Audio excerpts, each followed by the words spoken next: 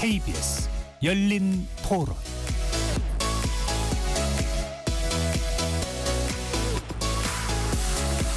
안녕하십니까. KBS 열린 토론 배종찬입니다.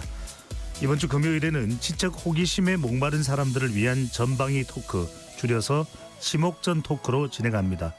지난 12월 3일 비상계엄 사태 이후 국회의사당 앞은 응원봉에 반짝이는 빛과 로제, 지드래곤 등 K-팝 가수들의 노래로 가득 찼었는데요. 말하자면 새로운 시위 문화를 만들어냈습니다. 시위에 직접 참여하기 어려운 시민들은 국밥과 커피 등을 미리 결제해 현장을 응원하며 연대의식을 보여주게 됐는데요.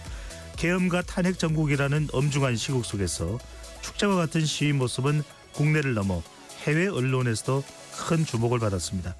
오늘 지목전에서는 2024 계엄에 대처하는 시민들의 자세라는 주제로 이야기 나눠보겠습니다. KBS 열린 토론 지금부터 시작합니다. 치열한 토론 속에서 더 나은 세상을 찾아갑니다. 올바른 세상을 만드는 첫걸음. 평일 저녁 7시 20분 KBS 열린 토론.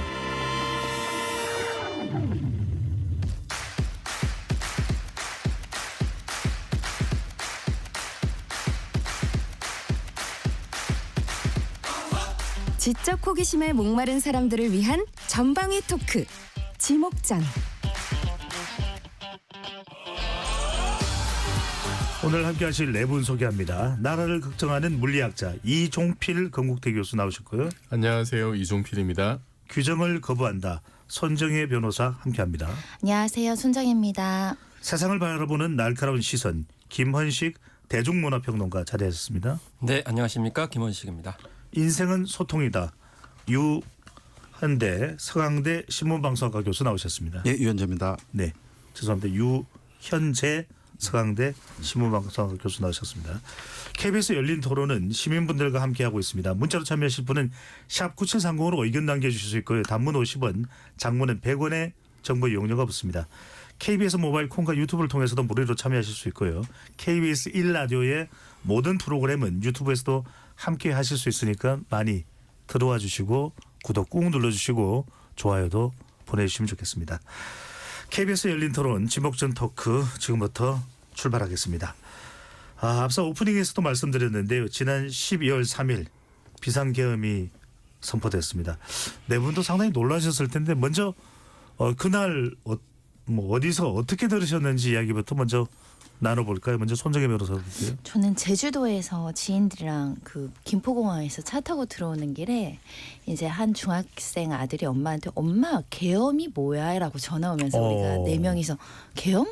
그래서 굉장히 평범한 일상이었는데 비현실적이었고 그 전화를 받고 한 10분 내에 계속 이제 뉴스 프로그램에서 전화가 오더라고요. 네. 변호사님 계엄에 대해서 설명이 가능하시냐.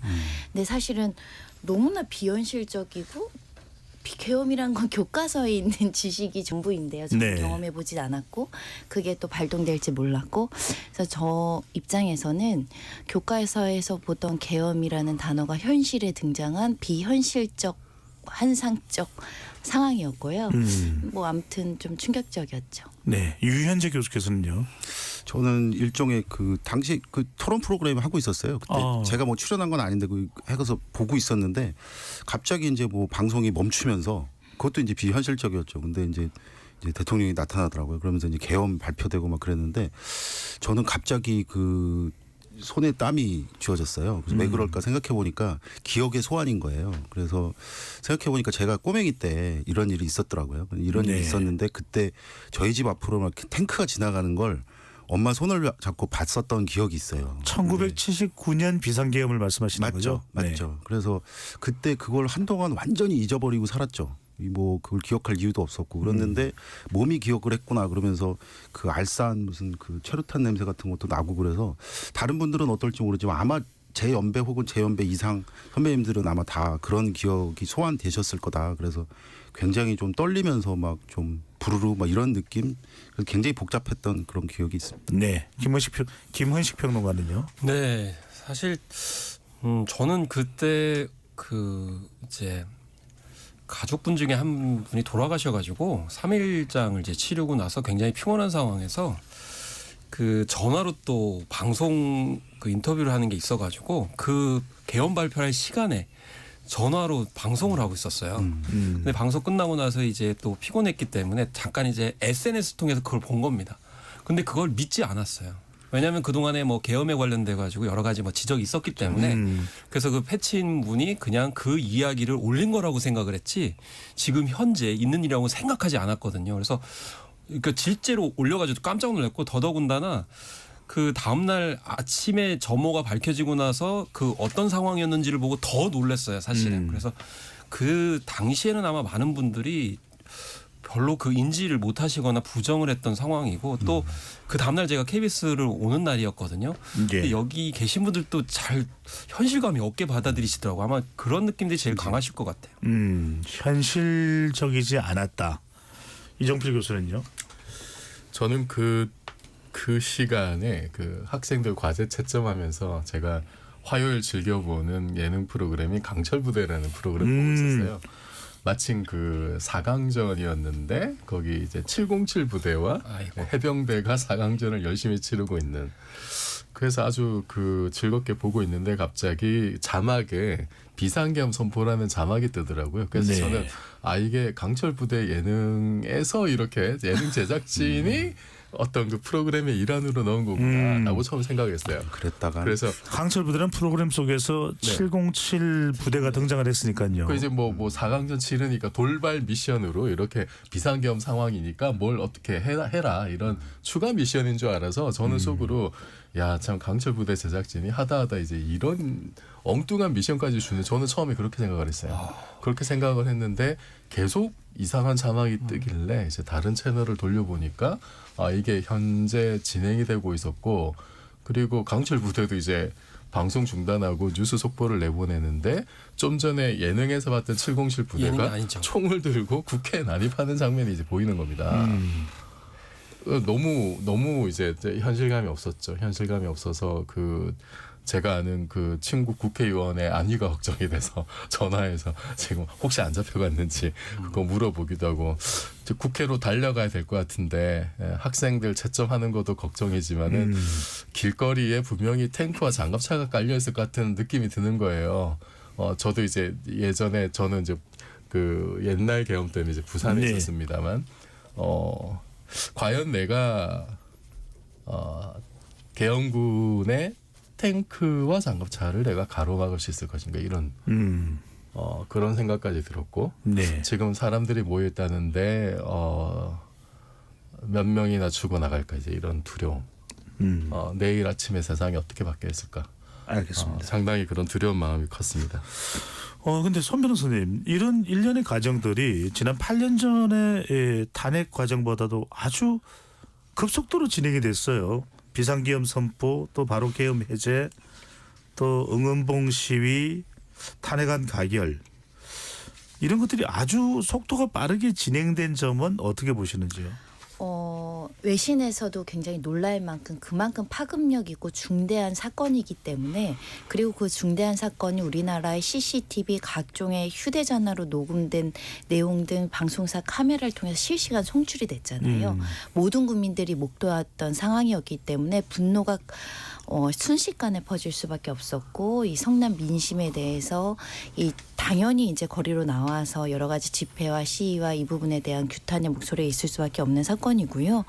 특히 탄핵이 이렇게 빨리 이루어질 수 있는 것은 박근혜 정권의 국정농단과 다르게 박근혜 전 대통령 사건 같은 경우 어떻게 보면 개인 부패 비리와 연관되어 있거든요. 누군가 결탁해서 사적인 사랑과 어떤 이익을 추구하거나 직권남용을 하는 혐의와 관련해서는 수사가 조금 더 장기간 진행될 수밖에 없는 측면이 있지만 이 사건은 실시간으로 국민들이 군인들을 목도하고 지나가는 군용 차량을 보고 총과 관련해서 무력한 어떤 몸싸움을 눈으로 봤잖아요. 수사가 신속하게 진행될 수밖에 없는 사안이었습니다. 성격 자체가 8년 전과는 달랐다. 유 교수님, 주목하게 되는 것은 8년 전도 아주 오랜 시간 전은 아닙니다. 이번에는 더더욱이 이 SNS를 통해서 많은 것들이 빨리빨리 전달이 됐습니다.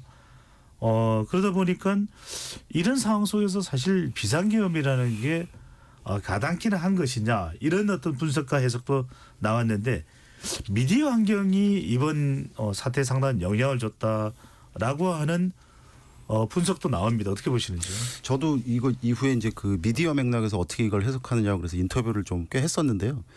이게 그만큼 우리가 다 잊고 있었던 거예요. 그래서 이게 있어서도 안 되는 일이고 또 그리고 굉장히 오래전에 있었고 막 그랬는데 당장에 방금 말씀하셨던 것처럼 8년 전까지만 해도 우리가 뭐 핸드폰도 있고 SNS도 있었죠. 근데 그럼에도 불구하고 정말 세계에서 제일 강력한 초연결 사회가 돼 있는데 이런 상황에서 과연 뭐 계엄과 관련된 게 정말 올드문법이기도 하고 이게 앞으로 일어나서는 안 되는 그런 일이구나라는 생각이 좀 들었고 그리고 이걸 이제 의도를 했던 분들이 가치 판단도 잘못했지만 또 하나는 능력도 없구나라는 생각을 했어요. 그러니까 아마 시뮬레이션도 안 해봤구나라는 생각이 들었거든요. 그러니까 이게 어떻게 뭐 어떠한 작전을 펴서 이런 상황이 펼쳐졌을 때는 시민들이 어떻게 나올지에 대해서도 충분히 생각을 못했던 것 같아요. 그러니까 전부 다 모든 사람들이 이 SNS를 키고 그다음에 라이브 방송을 하고 다 키지 않습니까? 그러면 대통령도 그 얘기를 했어요. 뭐 방송 송출 뭐 그것도 이거 못하게 안 하지 않았느냐라고 생각을 했는데 그렇게 말씀을 하시더라고요. 근데 생각해 보면 그런 차원이 없죠. 그냥 이렇게 찍자마자 바로 이렇게 송출되는 구조고 막 그러니까 네. 그래서 최근의 미디어 환경으로 보면 굉장히 좀 시대착오적인 것 같고 이게 아까도 잠깐 말씀드렸지만 저희가 이제 그 특이점이라고 하지 않습니까? 그럼 뭐 코로나도 있고 뭐도 있고 다 이게 스마트폰 이후 버전을 우리가 다 경험을 해봤어요. 그런데 요번에는 아주 제대로 이런 그 위기와 관련돼서 이런 버전을 경험을 해봤는데 아무튼 미디어 관련돼서 굉장히 뭐 미디어는 이만큼 왔는데 그 많은 사람들 일부는 여전히 그 아주 오래된 그 시대 착오적인 그런 생각을 하고 있구나 이런 말씀을 좀 줄 수가 있겠습니다. 그러니까요. 누군가 스마트폰으로 촬영을 하면은 순식간에 전 세계로 나가는 거 아닙니까? 특히 이제 궁금했던 것은 2030 세대, 특히 학생들의 반응이 이제 궁금한데 이정표 교수는 이제 그날이 비상계엄 선포가 화요일이었습니다. 근데 수, 목, 금 다 학생들이 또 학교로 가는 날이었는데 학생들의 반응은 어땠습니까? 어이없어하죠. 네. 어떻게 너무 어처구니 없는 일이 벌어졌다는 거고 제가 학생들한테 20대 학생들에게 느끼는 거는 이 친구들의 가장 중요한 가치관은 멋짐이거든요. 아하. 멋짐, 쿨함. 그래서 왜 20대 남자들도 왜 그 갤럭시보다 아이폰 구매 비율이 높은가? 네. 멋있으니까 뭔가 좀 안 구려 보이고 인스타에 사진 올려도 잘 나오고 이런 걸 굉장히 중요한 여기는 가치예요. 그런데 이 친구들 입장에서 그 20대들은 선진국 대한민국에서 태어났고 K-팝이나 K-드라마 어떤 K-컬처의 여러 수혜를 받고 있는 그걸로 엄청난 그 국가적 자부심을 가지고 있는 친구들인데 그 친구들이 보기에 계엄 교과서에서도 볼똥말똥한 계엄이 선포되고 군인들이 이렇게 뭐 국회로 난입하고 이거는 그냥 구린 거예요. 네. 이게 옳고 그르냐 뭐 합법적이냐 불법적이냐 이걸 떠나서 이건 너무 시대착오적이고 이거는 멋짐하고는 이거는 진짜 거리가 먼 내가 상종도 하기 싫어 이건 쳐다보기도 싫은 어떤 그런 일들이 벌어진 거죠. 이거는 네. 이거는 정말 도저히 용납할 수 없는 어떤 자존심에 엄청난 상처를 남긴 그런 일로 그렇군요. 받아들인 것 아예 같습니다. 받아들일 수 없는 그런 상황이 연출됐다. 방금 전에 이정필 교수가 안 구려 보여라는 말씀을 주셨는데 안 구려 보이고 행동이 떳떳하지 못하고 의심스럽다. 이렇게 우리가 순화를 하도록 하겠습니다. 김원식 평론가는 어떻게 네. 보십니까? 이번에 집회 시위장이 마치 아이돌 문화가 침투되어 있는 모습이었다는데 이런 현상 어떻게 봐야 될까요? 사실 뭐 아이돌 문화가 침투했다, 뭐 케이팝이 뭐 전면에 드러났다라고 이제 얘기하는데 물론 그 주제만 가지고도 뭐 오래 얘기해야 되는데요. 그렇지만 저는 그만큼 아까 뭐 이정표 교수님께서 말씀하셨지만 그 집회 현장에 가면 10대 후반에서 20대 초반에 청춘들이 굉장히 많았어요. 그러니까 평소에 정치나 어떤 현안에 대해서 관심이 없는 청춘들도 엄청나게 많이 참여를 했다는 거거든요. 근데 그렇기 때문에 집회 현장에 처음 오거나 뭐 경험이 없는 친구들도 굉장히 많았어요. 예. 그러니까 그 상황에서 어떤 친구가 인터뷰하는 게 인상적이었어요. 너무 지금 급박한 것 같아가지고 뭐라도 해야 될 것 같은데 그래서 뭐라도 들고 나가야지 그래서 응원봉을 들고 나갔다는 거예요. 아하. 그렇기 때문에 그게 뭐 K-팝 홍보나 무슨 팬클럽 활동이 아니고 정말 그 위기의식을 많이 느꼈기 때문에 뭐라도 해야 되겠다라고 한 절박함이 있었고 일상 문화 중에 하나인 응원봉을 들고 간 거죠. 근데 그걸 객관적으로 봤을 때는 뭔가 K-팝 팬덤이 총출동한 것 같은 K-팝을 가지고 뭔가 의미 부여를 하는 것처럼 이렇게 보이지만 중요한 거는 일반 청춘들의 그 마음을 헤아리는 게 제일 중요할 것 네. 같고요. 이번 사태를 바라보는 2030 세대의 마음 자체가 달랐다. 이전과는 달랐다. 그랬을까요, 손 변호사? 시위 현장에서 보인 깃발 또 모임 단체의 모습도 상당히 좀 이전에 이 우리 정치 관련 집회와는 달랐다라고 하는데 어떤 모습이 달랐을까요? 네, 한마디로 풍자와 해악이 넘치는 대한민국이었다라고 말씀드릴 수 있는데요. 보통 우리가 집회 시에 가면 좀 험악한 깃발, 좀 협박성 내용이 담겨 있는 구호들 많이 볼 수 예. 있잖아요. 그거와 굉장히 달랐습니다. 일부의 깃발에 적혀 있는 내용들을 좀 소개해드리면 스타워즈 저항군 서울 지부, 뭐 전국 치즈냥 연구회, 강아지 발냄새 연구회, 전국 집에 누워있기 연합, 뭐 전국 삼각김밥 미식가 협회, 뭐 전국 혈당 스파이크 방지 협회, 붕어빵 세계 천원 협의회. 사실 정말 이렇게 중대한 사안에 나와서 집회의 구호와 집회의 단체의 명이 너무 좀 비현실적으로 불일치하는 측면을 그러면 가지고 웃으면 안 되는데 있는데요. 지금 웃음이 나옵니다. 네, 근데 저는 그걸 보고 되게 어떻게 보면 안도했습니다. 이렇게 너무 무거운 사건에 어떻게 보면 잔인한 비상계엄령에 대응해서 우리 시민들은 이걸 너무 무겁지 않게 재치 있게 구호를 하고 평화적인 시위를 하려고 노력하는구나라고 생각하기도 했었고 험악하지 않고 사랑스럽게 표현하다 보니 많은 대중들이 참여할 수 있었다. 굉장히 예를 들면 급진적이거나 가격한 단어를 쓰면 내가 여기 와서 참여하고 싶은데 조금 꺼려지는 그런 마음이 들 여지가 있거든요. 예. 예전에 집회 보면 누군가를 막 굉장히 거의 죽일 듯한 구호가 나오는 것보다는 이렇게 나는 집에서 누워있기 연합의 일원으로서 누워있고자 했는데 나까지 나오게 하는 이 원동력이라는 것은 얼마나 대단한 것입니까? 네. 분노 오히려 역설적으로 분노를 보여줬다라고 하고요. 이렇게 개성적인 어떤 연대 의식 그리고 개성을 존중한 하나하나가 모여서 소위 말하는 이런 촛불 집회를 이뤄냈다는 점에 있어서도 외신도 굉장히 주목했던 사안입니다. 네, 손 변호사께서 잘 설명을 해주셨고 앞서 이제 김원식 평론가도 달라진 어떤 시위 문화의 변화상을 짚어주셨는데요. 또 이걸 가지고 좀 이야기를 나눠볼까요? 이번 탄핵 소추안이 이제 가결되는 국면에서의 시위를 보면 큰 어떤 사고가 발생한 것도 아니었고 안전도 지키면서 어떤 질서 있는 그런 시위 문화 또 달라진 시위의 색깔 유 교수께서는 어떻게 보시는지요? 저는 제가 뭐 이제 미디어를 가르치는 또 교수이기도 하고 그러니까 일종의 미디어가 바뀌었다라고 생각을 해요. 그러니까 잠깐의 영어입니다만은 what to say는 변하지 않았어요. 내가 하고 싶은 말은. 근데 how to say는 이제 변한 거죠. 그래서 아까 변호사님 말씀하셨던 것처럼 만약에 똑같은 상황에서 만약에 제가 뭐 이렇게 나갔다 그리고 예전을 이렇게 기억을 해보면 그 이렇게 좀 무서운 문구 그런 걸 이렇게 들고 갔을 거예요. 근데 이 친구들은 그랬던 것 같아요. 제가 간단히 좀 친구들하고 이제 얘기도 좀 해봤거든요. 예. 그랬더니 그냥 아주 편하게 그랬더니 그런 얘기를 하더라고요. 우리는 정치적이지 않다는 걸 보여주기 위해서.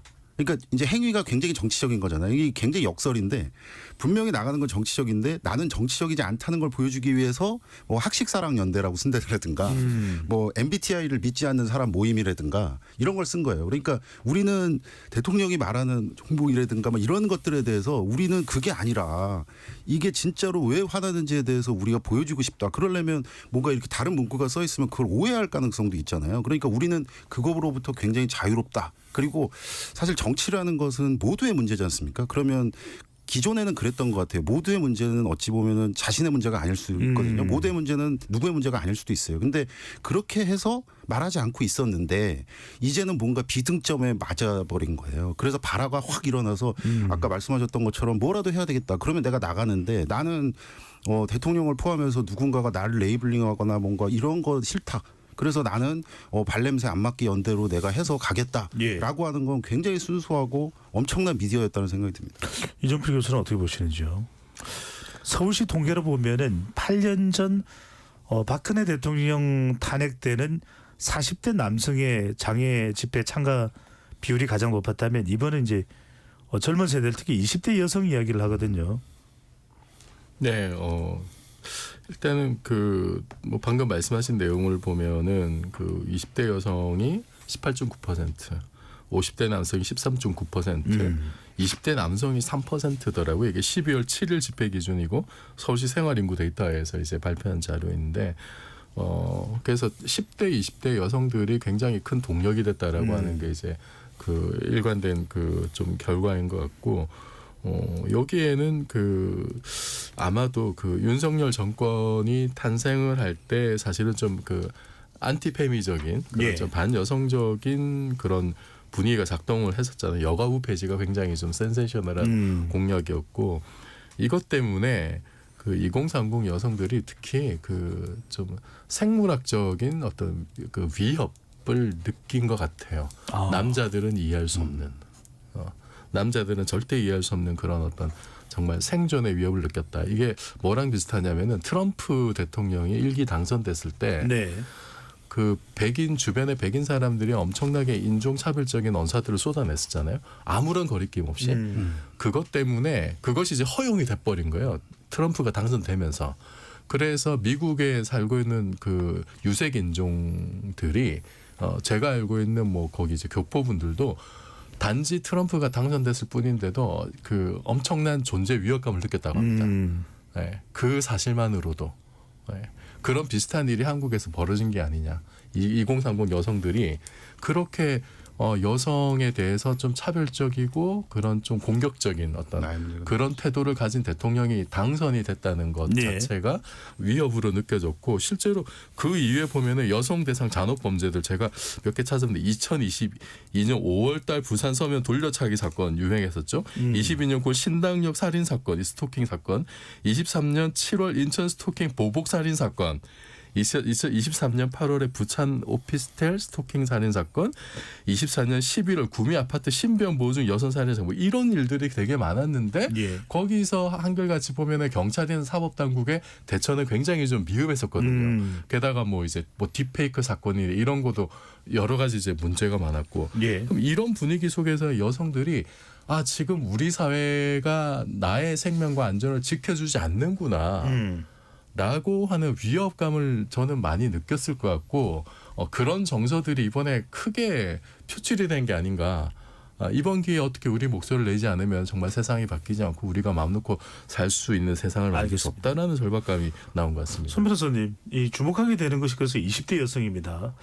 이들이 보면은 대체적으로 정치 무관심층 또는 지지하는 정당이 없다는 무당층의 경우가 많은데 이번에는 가장 많이 응원봉을 들고 나왔던 이유가 뭘까? 무엇에 분노했을까? 이 점이 궁금해집니다.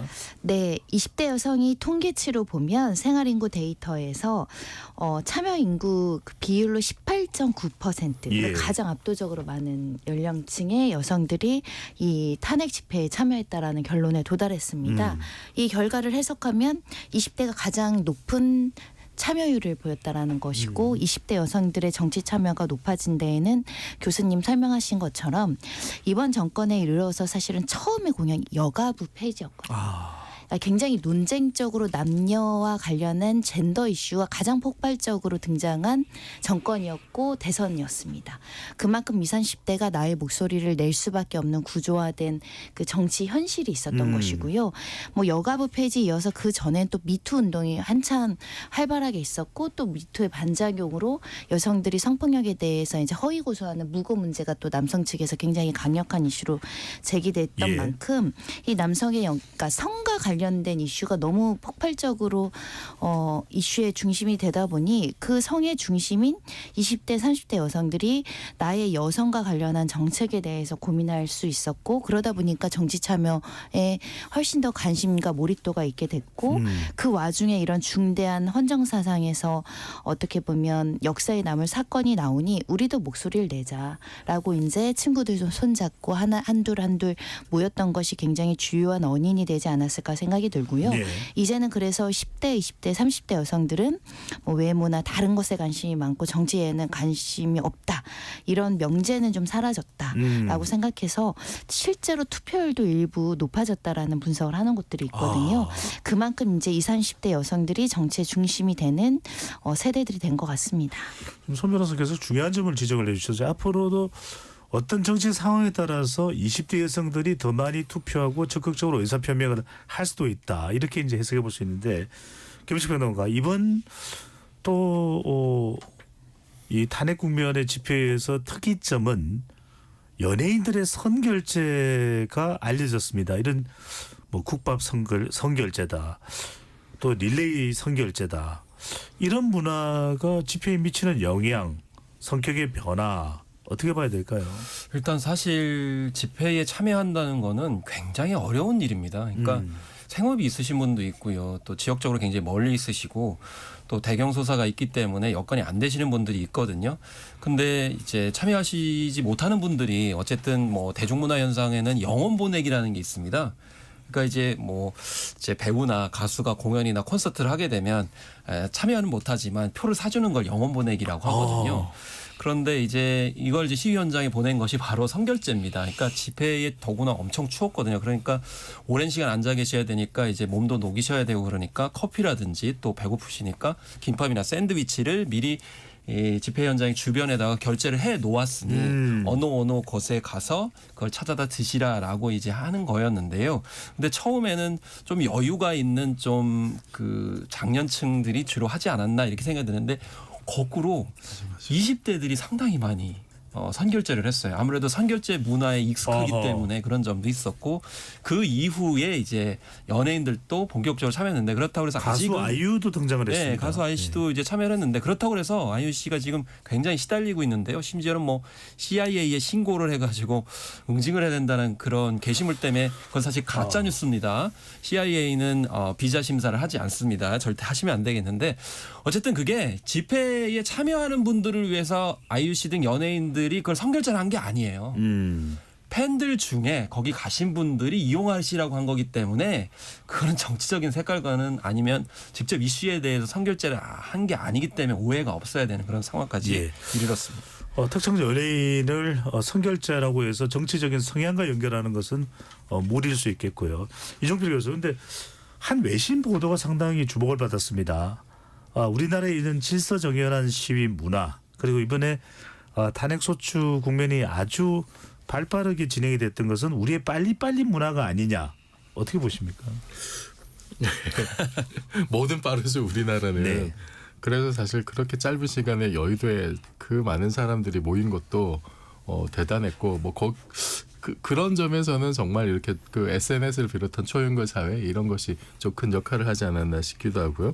그리고 계엄 지속 시간이 2시간 반 정도밖에 안 됐고 한 뭐 6시간 만에 일단 뭐 최종적으로 계엄 상황은 이제 완전히 종료가 됐었고 요거도 세계 역사상 이런 유례가 있을까 싶은 생각이 좀 들긴 합니다. 제 역사는 잘 모르겠습니다만 그리고 국회에서 계엄 해제 결의안 가결 직후에 만약에 이제 계엄 해제가 선포가 됐으면 이 시간이 훨씬 더 줄어들었겠죠. 몇 시간 사실 좀 지체가 됐잖아요. 그리고 이후에 국회 탄핵 절차도 보면은 계엄 선포 11일 만에 탄핵안이 가결됐는데 이것도 이제 외신이 보기엔 빠르다고 합니다만 역시 우리 그 빨리빨리에 익숙한 저 같은 사람 입장에서 보자면은 사실은 그 일주일 전인 7일 날 국회에서 이게 처음 올라왔을 때 가결될 수도 있었잖아요. 몇 표 차이가 안 났었고 국민들이 엄청나게 분노했었고 저도 그날 저기 여의도 앞에 있었는데 이게 일주일 늦어지는 바람에 그 일주일 동안 여전히 이제 혼란스러웠고 주가는 폭락하고 환율 뛰었고 그것 때문에 우리가 경제적으로 손해본 거 어마어마하거든요 사실은.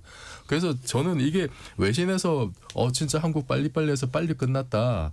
여기에 만족할 게 아니라 더 빨리 끝낼 수 있었어요. 왜 더 빨리 끝나지 않았을까? 저는 이 점을 오히려 우리가 짚어봐야 되지 않을까 싶습니다. 네.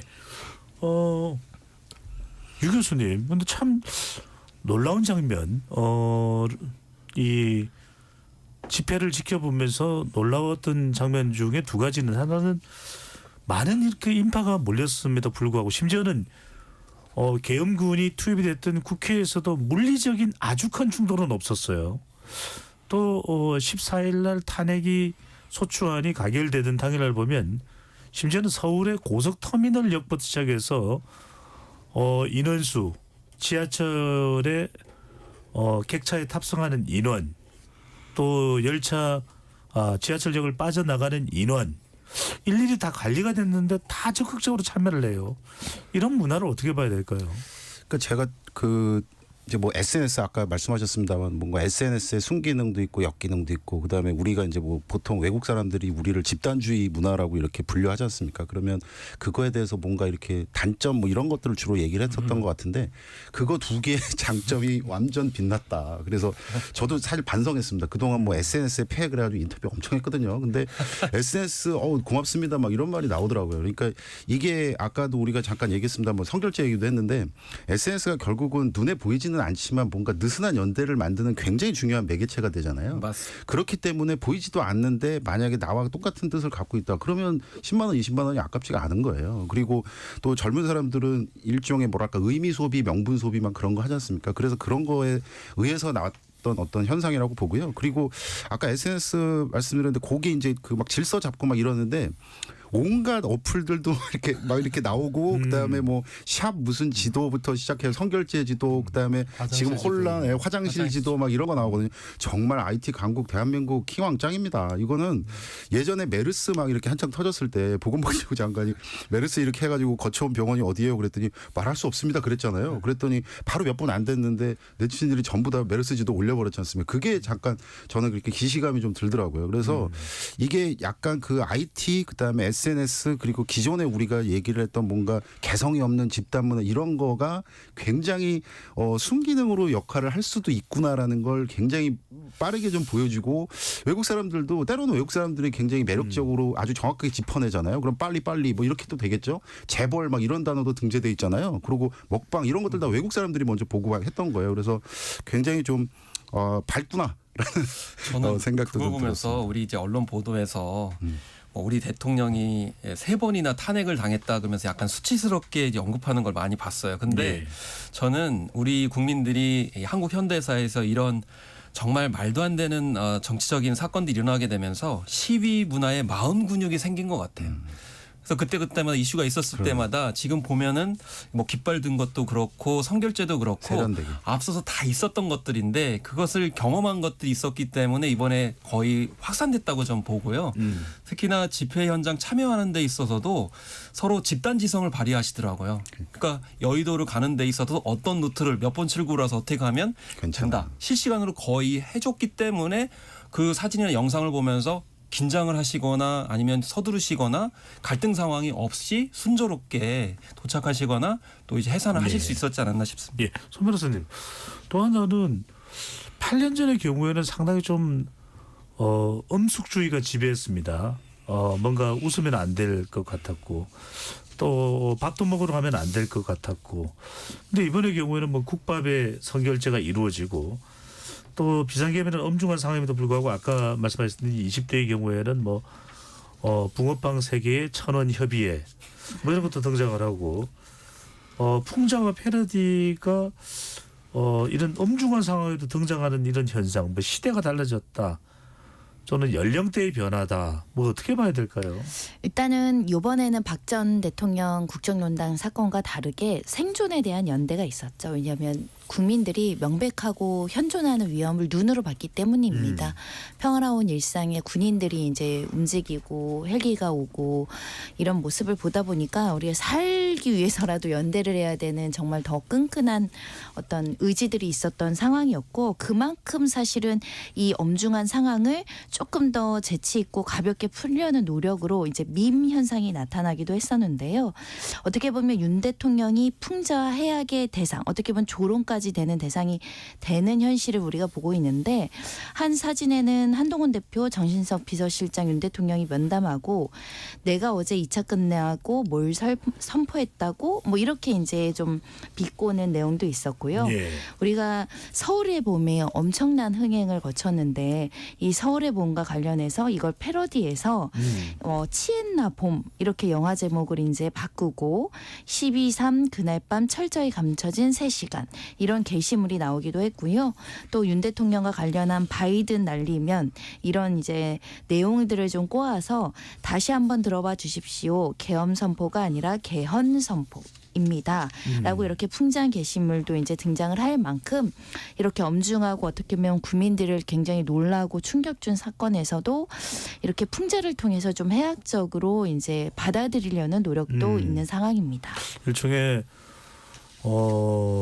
정신학자들은 트라우마를 극복하는 방법 중에 하나다 이런 설명을 하기도 하는데 이종필 교수 그런데 여전히 또 엄숙주의가 나타나고 있는 곳은 어떤 곳이냐면 비상계엄에 대해서 적극적으로 목소리를 내지 않거나 상업적 행사를 이어간 유명인들은 좀 상당히 질타를 받는 매도되는 물론 뭐 그 비판의 시각의 차이에 따라서 이제 표현을 할 수 있고 평가를 할 수 있겠습니다만 이런 비판은 어떻게 보십니까? 타당하다고 봐야 될까요? 좀 지나치다고 봐야 될까요? 이제 그런 얘기가 나오는 이유가 아까 이제 뭐 집단주의 잠깐 말씀하셨는데 그게 우리 사회가 갖고 있는 좀 특유의 어떤 공동체 우선주의.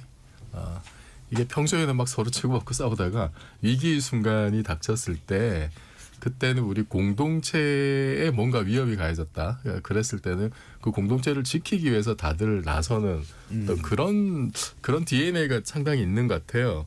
그래서 그 공동체가 위기에 처해 있는데 거기에 그 상황에서 너는 도대체 뭘 하느냐라고 하는 어떤 그런 수준의 뭐 비난이라고 할까 이제 이런 얘기들이 나온 것 같아요. 그래서 이거는 뭐 사실 뭐 누가 뭐 이런 사태에 대해서 뭐 어떤 의견을 내고 안 내고는 그 사람 자유이기 때문에 거기에 대해서 비난하거나 이럴 필요까지 있을까 싶어요. 다만 이제 사람들이 보기에 그런 생각을 할 수가 있겠죠. 저 사람의 좀 세상을 보는 안목이 좀 아쉽다 이런 생각을 할 수가 있겠죠. 생각을 할 수가 있을 거고 그리고 그게 결국은 이제 그런 셀럽들이 이제 팬을 바라보는 시선, 세상을 보는 가치관 이런 문제들하고 엮여 있는 거잖아요. 그럼 평소에 내가 팬을 아끼고 사랑하고 그런 모습들이 약간 좀 가식이었나 이제 이런 느낌이 들 수는 있을 거는 같아요. 그런 것 때문에 아마도 이제 그런 문제 제기를 하는 사람도 어떻게 보면은 그 셀럽을 한편으로 아끼는 마음에 예. 또 그런 얘기 불만을 약간 좀 표출하지 않았을까 싶기도 합니다. 그렇긴 하겠지만 여론으로 또 지나치게 심판적 성격을 띈다라는 것은 또 지나치다. 그럼 개인의 선택은 네. 존중해 줘야죠. 알겠습니다. 자, 많은 분들이 문자를 보내주셨습니다. 오현주님께서 야광봉 들고 시위한 모든 분들은 존경합니다. 우린 원래 그런 민족이에요. 늘 새로운 걸 만들어요. 라는 문자 보내주셨고요. 4857님께서는 정치보다는 개인의 자유를 우선시하고 타인의 자유도 억압하면 안 된다고 생각하는 것. 요즘 평등의식이 강한 신세대들의 생각인 것 같습니다. 유 교수님, 네.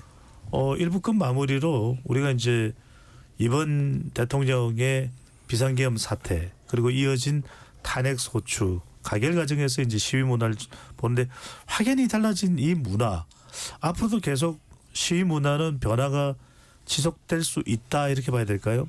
저는 약간 우픈 현실이라고 생각을 하고요. 이게 아까 그 평론가님 말씀하셨습니다만 이제 마음의 근육 뭐 이런 거 말씀하셨잖아요. 일종의 시위의 근육도 이게 엄청나게 늘어나는 굉장히 아름다운 근육이 돼가는구나라는 생각이 들었고 저희가 이제 뭐 좀 이렇게 좋은 거 보면 K 붙이잖아요. 야 이게 이래야 되는지 모르겠는데 뭐 K 계엄 극복이라고 해야 되나? 이게 응원봉도 얘기 나왔습니다만 앞으로도 계속 이렇게 뭔가 하이브리드 될 겁니다. 그래서 이 방식은 아까 제가 미디어라는 뭐 표현을 좀 썼는데요. 계속해서 뭔가 의도 그다음에 마음 이런 것들을 표출하는 방식은 계속해서 변할 겁니다. 네. 그런데 그게 올해 2024년에는 이런 양상이었고 바라건대 다음에는 좀 이런 게 없었으면 하는 바람을 가져봅니다. 네. 또다시 비상계엄 사태가 와서는 안 되겠죠. 그렇지만 분명 발견하게 되는 것은 대한민국은 분명 희망이 있습니다. 자, 1부 마무리하고요. 로고 듣고 KBS 열린 토론 지목전 토크 2부로 돌아오겠습니다.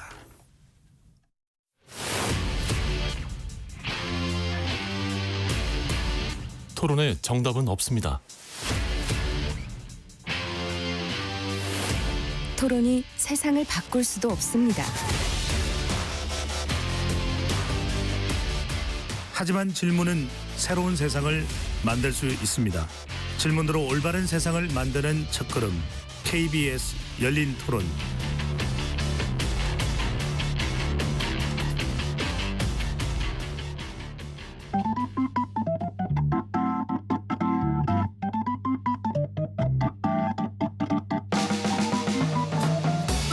세상을 바꾸는 질문, 열린 토론이 시작합니다. KBS 열린 토론은 언제나 열려 있습니다. 단문 50원, 장문 100원의 유료 문자 샵 9730 그리고 KBS 어플리케이션 콩으로 여러분의 의견을 남겨주세요. KBS 열린 토론 지적 호기심에 목마른 사람들을 위한 전방위 토크 지목전 토크 2부 이어가겠습니다. 스튜디오에 손정혜 변호사, 김헌식 대중문화평론가, 유현재 서강대 교수, 이종필 건국대 교수 네 분과 함께하고 있습니다. 비상계엄과 탄핵 정국 관련된 이야기 나누고 있습니다.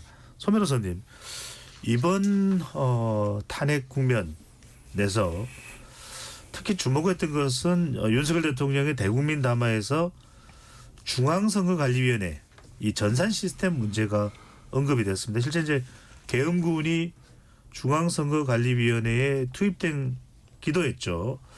선관위는 조작이 불가능하다 입장을 여러 차례 밝혔는데 계속 또 불거지는 이유 뭐라고 보시는지요? 일단 믿음이 없어서이겠죠. 일단은 객관적인 사실만 말씀드리면 많은 선거를 거쳐왔고 그 선거 끝에는 항상 이 선거무효 소송이라는 부정선거 의혹을 제기하는 소송들이 제기되어 있습니다. 네. 법원에 계류 중인 소송 중에 단 한 건도 부정선거가 인정된 건 한 번도 없습니다. 같은 주제 예를 들면 투표함을 바꿔치기 했다 또는 이제 서버가 해킹됐다 아니면 다른 사람에 의해서 이렇게 됐다 이런 여러 가지 주장이 있지만 통계상 126건 소송 중에 모두 기각되거나 각하된다. 소송뿐만 아니라 수많은 가처분이라든가 이런 종류의 사건들 같은 경우도 모두 각하되거나 기각됐습니다. 즉 사법적으로는 부정선거를 인정한 사례가 전혀 없다라는 것이고 선관위 같은 경우도 현재 시스템상으로 CCTV도 있고 양쪽의 정당이나 국민들 다 이렇게 지켜보는 상황이기 때문에 조작이라는 건 있을 수 없다라고 전면적으로 부인하고 있는 상황인데 네. 문제는 이런 점을 믿고 있는 사람들이 있다라는 것이고요.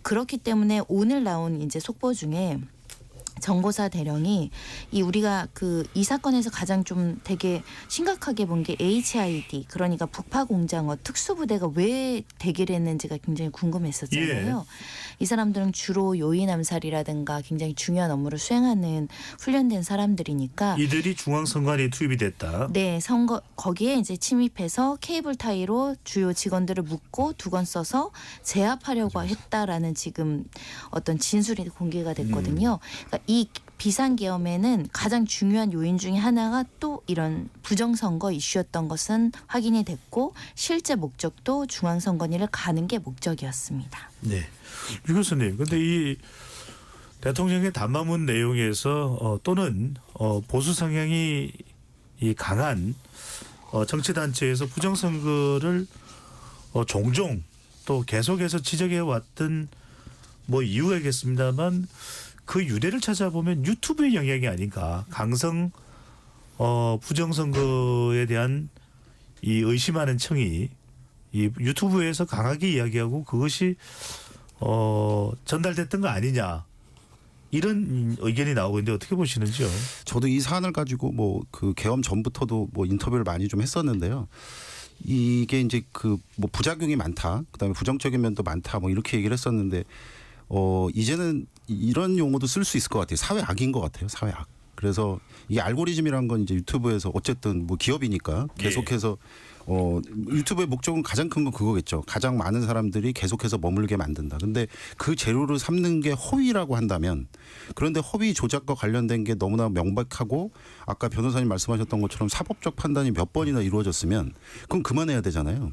그런데 그만하지 않아요. 그만하지 않고 우리가 알고리즘을 다 알 수는 없지만 알고리즘의 대부분은 계속해서 뭔가 정보의 단짠단짠한 정보라든가 자극성이라든가 한쪽으로 치우치는 거라든가 그런 거기 때문에 계속해서 뭐 확증 편향이 일어나고 막 그렇게 되지 않습니까? 근데 이분들은 적당히 뭐 벌어진 일과 막 이걸 섞기도 하고 그다음에 대한민국 사법부에서 판단 내린 것도 다시 끄집어내서 이것도 맞다고 하고 이게 이 몇몇 분들이 보수란 말도 사실 쓰면 안 될 것 같아요. 이분들은 극우겠죠. 완전히 이쪽으로 간. 그래서 굉장히 좀 난감한 일들을 좀 펼치고 있구나라는 생각이 좀 들고요. 이번에 그 대통령 이렇게 담화문 이렇게 봐도 그 용어나 뭐 이런 것들이 굉장히 겹치는 부분이 많았잖아요. 그런 것들이 좀 걱정되는 부분도 사실이에요. 그러니까 이게 그러면 그 소문대로 이런 일들이 벌어지는 것 자체가 그러면 뭐 대통령이 싱크탱크였나? 뭐 이런 느낌도 있을 정도로 좀 무섭다면 지금은 이제 유튜브와 관련된 뭐 표현의 자유도 중요하겠습니다만은 일정 부분 규제가 좀 명확하게 있어야지만 그 몇몇 분들에겐 그 많은 분들이 살아날 수 있을 것 같습니다. KBS 열린 토론에서 이 유튜브 또 SNS 상에서의 확정 편향 지나치게 진영화되는 진영화되는 현상도 주제로 다루게 됐습니다만 이번 이제 이 대통령의 비상계엄 선포 과정 또 탄핵 소추로 이어지는 과정을 보면서 음모론이나 확정 편향 상당히 어떤 부정적인 면이 많이 부각이 되고 있습니다. 김원식 평론가 어떻게 보시는지 뭔가 조치가 필요할 수도 있을 것 같고요. 사실 그 유튜브들이 이런 식으로 언론 역할을 하면서 뭐 말씀하신 대로 음모론, 확증 편향, 이념적 양극화를 초래한다라는 지적 많이 할 수 있는데 저는 그 근원에는 불안과 이제 공포 심리를 이제 흔드는 거거든요. 그러니까 뭐냐면 음모를 통해서 예를 들면 부정선거가 이루어졌는데 지금 언론 매체들이 일부러 보도를 하고 있지 않다. 일종의 이야기를 만드는 것이죠. 그리고 그러다 보니까 보도를 안 하니까 당연히 그렇게 보이는 것처럼 확증 편향을 이제 강화를 시킵니다. 맞구나. 그거는 보도를 안 하는 게 아니고 부정선거가 아니기 때문에 보도를 안 하는 거거든요. 그리고 친북, 종북 세력 이런 것도 이제 이야기하는 것이 바로 불안과 공포 심리를 자극하는 거거든요. 우리나라가 지금 강대국 사이에 어떻게 보면 끼어 있는 그런 상황이기 때문에 양쪽 다 막론하고 우리나라가 잘 되길 바라거든요.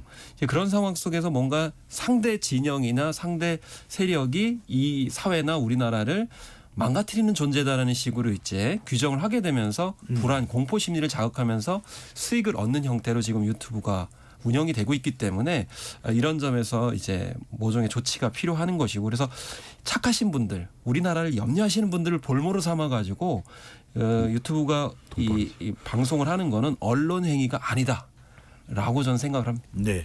그럼에도 불구하고 참 이 큰 영향력을 미치고 있는 유튜브가 또 외국의 플랫폼을 두고 있고 그러다 보니까 우리의 이 법이 미치지 못하는 또 범위에 범주에 있는 거 아닌가라는 또 이 하소연도 하게 되고요. 이정필 교수, 특히 이제 가짜인지 진짜 뉴스인지를 가리기 힘든 그 부분도 큰 문제가 되고 있는 것 같아요. 어렵죠. 어려운데 예전에 김훈 작가가 언론 인터뷰에서 그런 얘기 한 말이 기억이 나요. 사실과 의견을 분리하는 것이 아주 중요하다. 이거를 정치인들이 뒤섞어서 언어를 혼탁하게 한다. 이런 얘기를 한 적이 있는데 굉장히 동의하고 그 사실관계를 확인하는 것이 이게 그 이제 팩트 체크라고 하는데 이게 그 정말 많이 뒤섞여 있어요. 그래서 이게 이제 공신력 있는 기관이나 미디어에서 교차 검증을 하는 어떤 그런 버릇이나 습관 이런 게 필요하고 그런 걸 뭐 옛날보다 많이 하려고 합니다만은 저는 일단 그 좀 레거시 미디어 기존 어떤 그 매체들에 대한 불신이 워낙 크고 제 역할을 했느냐 그렇기 때문에 사람들이 유튜브로 가는 거거든요. 유튜브에서 아까 저기 그 김현식 평론가가 말씀하셨습니다만 이거 레거시 미디어에서 진실을 숨기고 있다. 어떤 이유로 상대방에 장악당해서 그래서 뭐 그렇게 가려진 진실을 나는 여기 가서 알고 있다. 여기 유레카 포인트가 있다. 그러면 이제 나는 어떤 사람이 되냐면은 그 진실을 알고 있는 극소수의 어떤 선민 사상이 이제 되는 거죠. 이게 마치 이제 어떤 주식방. 당신들만이 아는 내가 아는 당신들만이 알 수밖에 없는 그런 고급 정보를 줄게 이런 거랑 비슷한 네. 거거든요. 더 확정 편향이 되겠군요. 그렇죠. 그게 가속화되는 거죠. 뭔가 새로운 나는 특별히 선택받은 존재다라는 느낌을 주게 되니까 그것이 강화된 데는 뭐 유튜브 자체도 문제겠습니다만 과연 우리의 기존 미디어들은 제 역할을 했느냐, 언론이 윤석열 정권을 제대로 견제를 했으면 과연 이렇게 쿠데타를 감행할 그런 용기를 냈을까? 네. 저는 이거 굉장히 좀 반성을 해야 된다. 알겠습니다. 그리고 사실 그리고 유튜브 그렇게 많이 보지만 보통 사람들은 유튜브 보고 확증 편향이 빠졌다고 해도 내란을 일으킬 작심 안 합니다. 사실은 이걸로 윤석열 대통령에게 면죄부를 줘서는 안 된다고 생각합니다. 네. 법률 관련된 부분도 살짝 이종필 교수가 거론을 해서 손정희 변호사 지금 이 윤석열 대통령 관련해서 또 하나 부각되는 이슈가 이 체포 지시를 내렸는지 여부입니다. 자, 어제 윤석열 대통령의 법률 자문을 맡은 석동현 변호사가 대통령이 주요 인사 체포나 국회의원 강제 연행 지시를 내린 적이 없다. 보도되기로는 체포의 채자도 꺼낸 적이 없다. 이렇게 얘기했는데 체포 지시 여부가 일단 주요 쟁점이 되는 이유는 뭡니까? 네, 일단 내란죄라는 단어에 이제 꽂혀서 마치 대통령 측에서는 폭동이 없었다라는 점을 굉장히 강조하고 있죠. 근데 내란죄의 구성 요건 중에는 폭동만 있는 게 아니라 국헌문란이라는 게 있습니다. 국헌문란은 쉽게 말하면 헌법기관의 무력으로 기능을 정지하거나 상실시키는 행위, 폭력적인 수단을 동원해서, 그러니까 더 쉽게 말하면 국회의원 한 명 한 명이 헌법기관이잖아요. 이 사람들을 제대로 일 못하게 폭력을 행사했으면 국헌문란이 성립을 하는 겁니다. 예. 가장 폭력의 대표적인 게 체포이죠. 범죄도 아니고 어떠한 잘못도 하지 않은 국회의원들을 무력으로 총과 칼을 든 굴력으로 이 사람들에 대해서 체포해서 어디에 구금해서 국회의 의결권 활동뿐만 아니라 국회의원으로서의 활동을 못하게 하면 그 자체가 헌법기관으로서의 기능을 정지시키는 것이기 때문에 이게 내란죄의 대표적인 모습이고, 그러다 보니까 국회의원이나 중요 요인들에 대한 체포 지시가 있었느냐, 이 사람들이 제대로 활동하지 못하도록 어떤 군 병력이든 힘을 쓰든 무력을 행사해서 제압하려고 했었는지가 내란죄의 중요한 구성 요건이 되기 때문에 애써서 지금 석동현 변호사는 대통령이 직접 체포하거나 무력을 행사하라고 한 적은 없다라고 이제 주장하고 있는 상황이죠. 네. 몇몇 지금 체포되거나 수사받고 있는 군 관계자들은 대통령이 직접 지시를 내렸다, 이런 이제 보도가 나오고 있고, 반면에 윤석열 대통령의 이 법률 자문을 맡고 있는 석동현 변호사는 체포의 채자도 꺼낸 적이 없다. 완전히 엇갈리는데 밝힐 수 있을까요? 객관적으로 드러난 정황만 보더라도 만약에 대통령 주장이 사실이려면 대통령의 의지와 상관없이 군 계엄관 주요 지휘부들이 스스로 독립적으로 이런 군 병력을 소집해서 군대를 국회나 선관위에 보냈다라고 해야 되거든요. 근데 우리가 상식적으로 군대가 군 통수권자의 의지 없이 움직일 수는 없는 상황이고, 그리고 한 명도 아니고 동시다발적으로 지금 대통령의 의사에 따라서 이렇게 해제 표결을 막거나 이 국회의원들에 대해서 무력을 행사하라고 한다던가 여러 가지 이제 군력을 활용하려는 지시, 비원 벙커까지 이름이 나오는 상황이라면 예. 누구의 말이 더 신빙성이 있는지는 상식적으로 판단하지 않을까 합니다. 저는 유 교수님. 네. 저는 이제 언론에 나와서 누가 그런 얘기 하던데 정신 똑바로 차려야 된다라는 얘기를 하더라고요. 근데 저도 뭐 엄청나게 동의하고요. 이게 이제 제가 그냥 뭐 법조인은 아닙니다만은 제가 느끼기에 지금부터 재판을 대비하고 있구나라는 생각을 하게 돼요. 그러니까 이제 광장에서 이길 수 없으니까 법정에서 이기겠구나라는 생각을 하고 있는 것 같아요. 그러니까 예를 들면 뭐 체포에 채자도 안 썼다라고 했는데 예를 들어서 그분들 아무 저항도 못하게 데리고 나와라고 만약에 대화를 했다면 그러면 나는 채자를 안 썼으니까 이건 아니다라고 얘기를 할 건가요? 그러니까 이분들과 이 변호를 하시는 분들이 계속 지금 이런 준비를 하고 있다는 생각이 들어요. 그러다가 예전에도 보면은 비슷한 케이스가 있었습니다만 이렇게 부인하다가 뭔가 육성이 나와요. 그럼 육성이 나오면 그때는 또 조금 있다가 뭐라고 또 얘기를 하냐면 그건 그냥 통상적으로 얘기한 거다. 또 이런 식으로 할 거란 말이에요. 그래서 이게 재판을 하나하나 뭔가 거기서 싸울 어떤 무기 이런 뭔가 복선을 까는 게 아니냐라는 생각이 좀 들어서 저도 그렇고 국민들도 그렇고 뭔가 이걸 준비하는 분들이 이게 지금 2주밖에 안 지났거든요. 예. 그런데 그 뭐 3달이 될지 4달이 될지 그건 잘 모르겠습니다만 그 부분에 있어서는 계속해서 광장에서 우리가 가졌던 마음을 그대로 철저하게 가져야 되지 않을까라는 생각을 합니다. 유 교수께서 이제 미디어 전문가니까 이제 이 부분도 좀 한번 짚어주시죠. 윤석열 대통령 쪽에서는 계엄 선포 생방송이 이루어졌다.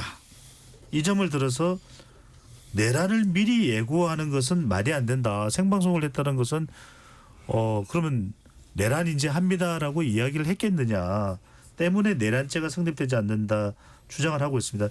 계엄 선포 생방송을 기준으로 한다는데 이 점은 어떻게 보시는지요?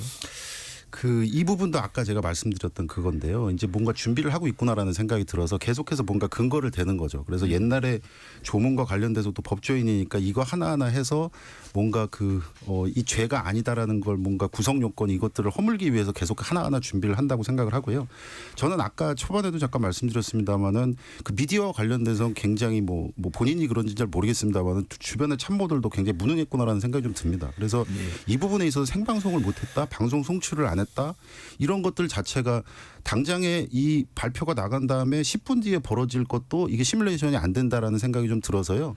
그걸 아마 통쾌하게 보여준 거예요, 대중이. 이게 우리에게 모든 사람이 다 미디어를 갖고 있고 모든 사람이 다 컨텐츠를 생산할 수 있다. 그것도 즉시 익명화란 있을 수 없다. 군인들이 전부 다 오면 계엄에 있어서 가장 구성 요건 중 가장 중요한 게 뭡니까? 군인들이 쳐들어오면 그 군인들이 전부 다 이 식별표를 떼잖아요. 네. 그러니까 익명화가 이루어져야 되는데 카메라를 다 들이대는데 어떻게 익명화가 됩니까? 그러니까 이런 사안들조차 본인들이 계산도 못한 무능을 또 포장해서 또 다른 어떤 논리로 준비를 해서 빠져나가려고 하는 게 아닌가라는 생각이 들어서 알겠습니다. 참 안타깝습니다. 김은식 평론가요? 그 말씀 드리니까 그 댓글이 생각이 났어요. 그 윤석열 대통령이 2시간짜리 뭐 내란이 어디 있냐 이렇게 얘기했잖아요. 그랬더니 댓글에 그렇게 달렸어요. 그럼 왜 전공의들은 48시간 안에 복귀하지 않으면 처단을 하겠다라고 했느냐라는 거고 자꾸 이제 법의 어떤 틈새를 자꾸 파고들면서 변명을 하고 있는 건데 그리고 말씀하신 계엄 선포 생방송이 이루어진 점 생방송 분명히 한다고 그랬지만 거기에 비상계엄 선포한다고 얘기한 건 아니잖아요. 그런 식으로 그 법의 논리를 자꾸 방어하는 것 이것에 대해서는 손정혜 변호사님께서 좀 더 말씀해 주시는 게 좋을 것 같습니다. 네. 비상계엄은 당연히 공보에도 게시해야 되고 국민들에게 알려야 되는 것이기 때문에 형식적 요건을 구비한 정도이지 실질적인 요건을 구비하지 않고 이 비상계엄을 선포했다는 게 위헌위법이라는 점을 말씀드릴 수 있고 네. 특히 내란을 미리 예고한 사실이 없습니다. 동시적으로 오히려 이미 군대가 움직이고 나서 생방이 이루어졌을 수도 있고 군대는 이미 군력이 움직인 상황이었잖아요. 그러니까 미리 예고했다는 것도 팩트랑 안 맞습니다. 네. 참고로 말씀드리면 지목전 토크는 지금 여론상으로 또 보도되고 있는 내용에 대해서 패널 분들이 각자 입장에서 말씀드리는 것이니까요. 이게 이제 실제 법적으로는 양측의 의견이 다를 수도 있다라는 점을 말씀을 드립니다. 또 하나 이제 일단 이 계엄 사태와 관련된 내용이 이제 이야기됐으니까 소 변호사께 하나 더 여쭤보면 공조수사본부가 경찰과 공수처의 공동으로 지금 운영되고 있는 수사 주체인 거죠. 공조수사본부에. 자, 윤석열 대통령에게 오는 25일 오전 10시 공수처로 나와 조사를 받으라고 2차 출석 요구서를 보냈습니다. 지금까지 검찰에서 2번, 공조본에서 1번, 이번이 4번째 출석 요구인데 응할지 여부도 궁금하고 응하지 않으면 강제로 동행명령이나 소환 등이 가능한지 궁금합니다. 네, 일단 저의 기본적인 상식으로는 응하지 않을 수 없는 상황이 됐다라고 말씀드릴 수 있습니다. 지금 12월 3일부터 오늘까지 하면 거의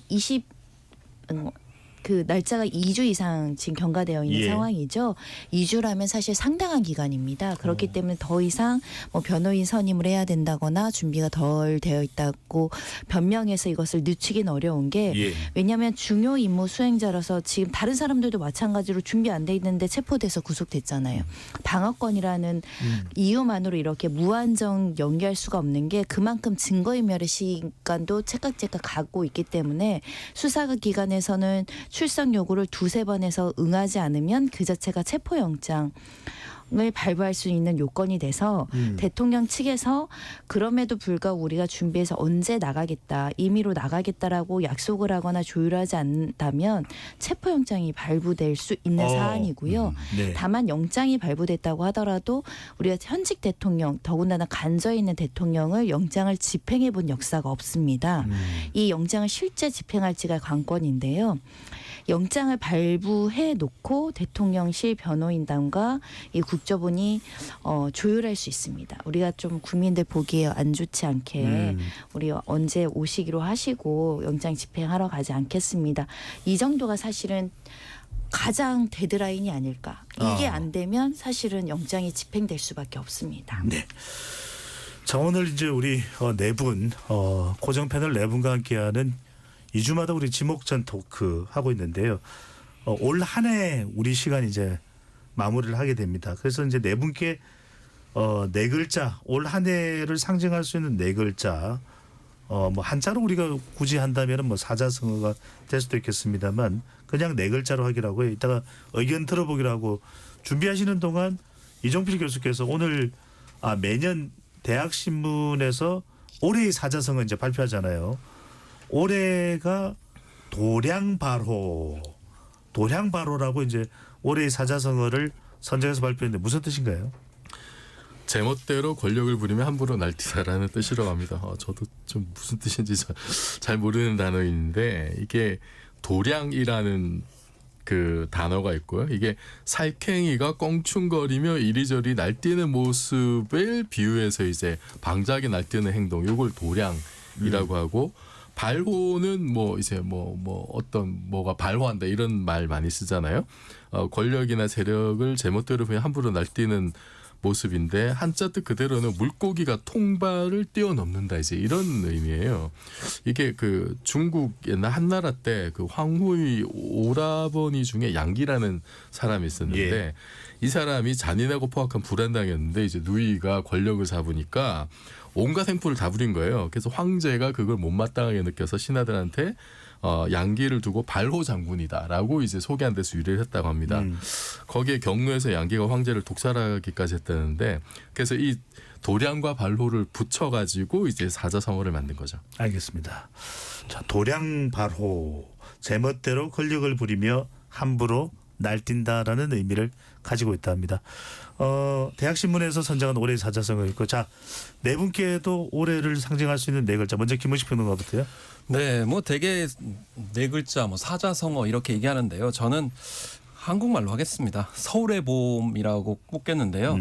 사실 뭐 앞서서 뭐 왜 많은 젊은이들이 광장에 나왔나 이렇게 말씀하셨는데 저는 뭐 대중문화를 이야기하는 사람 관점에서 서울의 봄의 역할도 굉장히 컸다고 생각합니다.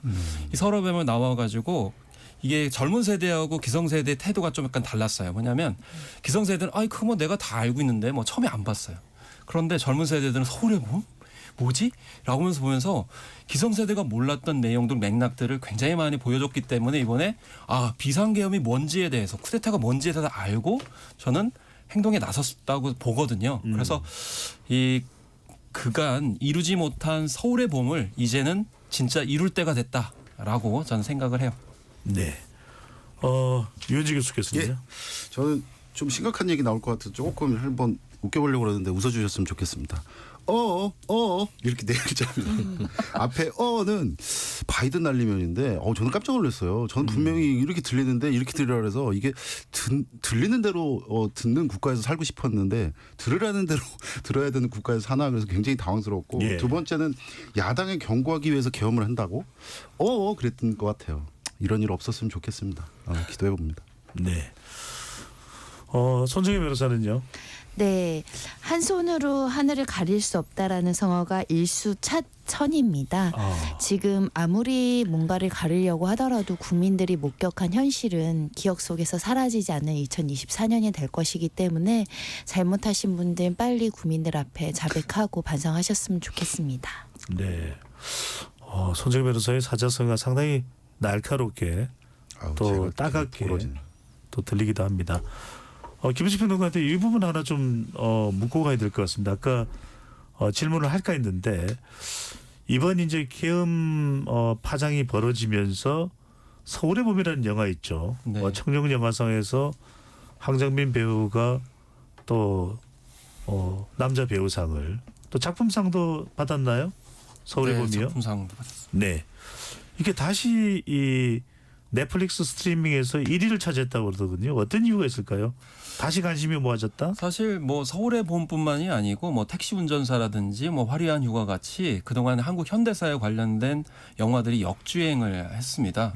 그래서 뭐 이런 이슈가 있을 때마다 뭐 그 문화 쪽은 약간 위축되는 감이 있음에도 불구하고 그 사회적 맥락, 역사적 맥락을 알고자 하는 국민들의 뜻이 이런 콘텐츠에 대한 그런 다시 이제 선호도로 나타났다는 점에서 저는 결국 문화 콘텐츠가 그동안의 그 사회 여론과 또 사회적 중지를 모아가는데 굉장히 큰 역할을 하고 있다라는 점 이번에 보여줬고요. 특히나 네. 저는 KBS도 그렇고 지상파 방송사가 힘을 얻을 수 있는 계기가 됐다고 봐요. 뭐냐면 아까 유튜브나 이런 가짜 뉴스 많다고 그랬지 않습니까? 이번에 뉴스 프로그램이 시청률 10%를 뛰어넘어 가지고 드라마보다 훨씬 더 인기가 높았어요. 결국에는 유튜브가 시스템이나 이런 필터링 기능이 안 되기 때문에 결국 체계를 갖춘 지상파 뉴스 프로그램이 잘만 하면 국민들이 언제나 찾을 수 있다. 한강 작가가 작품 잘 쓰니까 종이책이 100만 권을 판매해야 되잖아요. 그러니까 네. 국민들 원망하지 마시고 안 읽는다고 하지 마시고 잘 만들면 좋을 것 같습니다. 알겠습니다. 마지막 순서는 언제나 긴장되죠. 이정필 교수가 생각하는 올해의 네 글자는 할 뭘까요? 말이 많았는데 간단하게 말씀드리자면 저는 광주 정신으로 하겠습니다. 네. 80년 광주가 2024년 한국을 살렸다는 얘기를 많이 하더라고요. 뭐 광주의 맨주먹과 주먹밥 이게 저는 올해의 응원봉과 선결제 정신으로 디지털적으로 진화한 게 아닌가 싶고 그리고 사실은 한강 작가의 노벨 문학상 수상도 광주랑 연관이 있는 거고요. 저는 그래서 지금 우리가 이 위기를 어떻게 대처하느냐라고 하는 것이 미래 어느 날에 한국을 다시 구하게 될 거다. 80년 광주가 오늘 구했듯이. 네. 그런 각오로 지금의 위기 그리고 여러 가지 어떤 문제들을 아주 빠르고 그리고 단호하게 처리를 해야 된다고 생각합니다. 네. 10년 뒤의 역사는 그리고 30년 뒤의 역사는 2024년 12월을 어떻게 평가할까요? 궁금해집니다. 자, 날씨 관련 전달드립니다. 정보 전달드립니다. 오늘 늦은 밤부터 전국 대부분 지역에 비 또는 강한 눈이 내릴 것으로 예보되고 있습니다. 운전 시에는 안전거리를 유지하면서 서행하시고 시설물은 붕괴에 대비해 미리 점검하여 안전사고가 발생하지 않도록 유의하시기 바랍니다. 지목전 토크 오늘 이것으로 모두 마무리하겠습니다.